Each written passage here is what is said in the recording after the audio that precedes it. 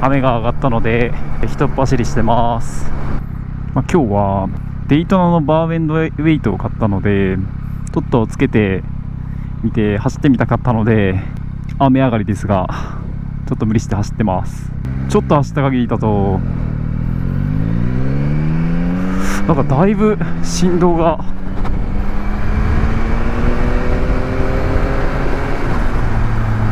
軽減されてますね。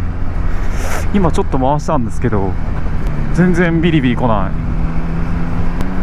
これ効果てきめんですね。すごい全然振動がないです。実は自分が買ったこの型番とここには MT-09SP の2022年モデルですかね。これのバーエンドの形状が若干違くて、半月の形状のなんか爪みたいなののワッシャーがあったんですけど、ちょっとそれがはまらなかったので、市販で同じ厚さのワッシャーを挟めて止めたんですが、なんか固定とかあとクリアランスとかに特に問題はなさそうなので、いいのかなと思います。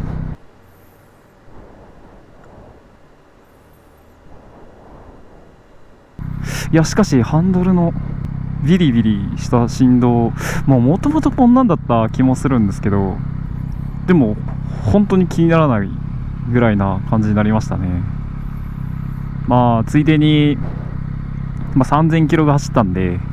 このバイクに思うところみたいなのを話してみると、街乗り最強ですね。街乗り最速、何の不満もない。ポジションが快適で、ゼロからの加速が鋭くて、電子制御が効いたりとか、走行モードが4つあって、シチュエーションを選ばないとか、いろいろ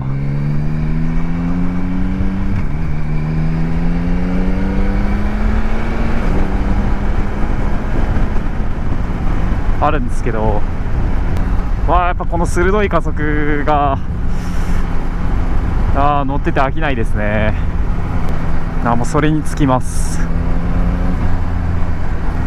でポジションが楽なんで、なんか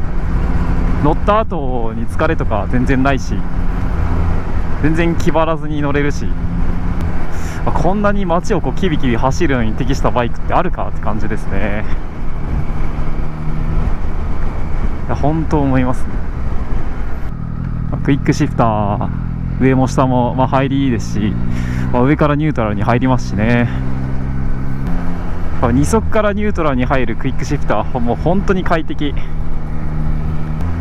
これなしのバイクもう乗れないかもですね。で足もよく動いて、個人的にちょっと固めにしてあげるとふわふわした動きが減ってより安心して乗れる感じがあるので、そういった自由度もあって火の打ちどころがない。ちょっとパワーありすぎかなっていうところはあるんですけど、これ以上はなくても十分ですし、あえてケチをつけるならハンドルの切れ角と、あと意外とシート高が高いとか、それぐらいですかね。そこしかないと思います。燃費は、確かに冬場は結構落ちましたね。そういえば夏場は結局20キロ前後、リッター20キロ前後走ったので、こんなもんですかね。冬場になると16、7とかそれぐらいに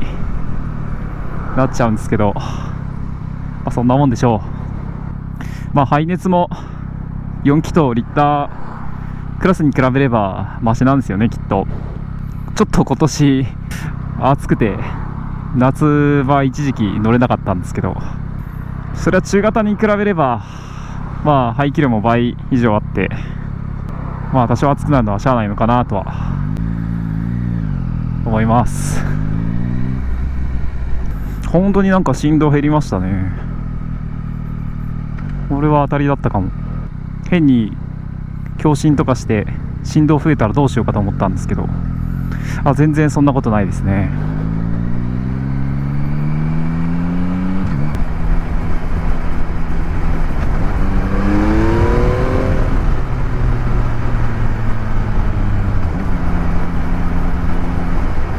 モード4でも十分ですね。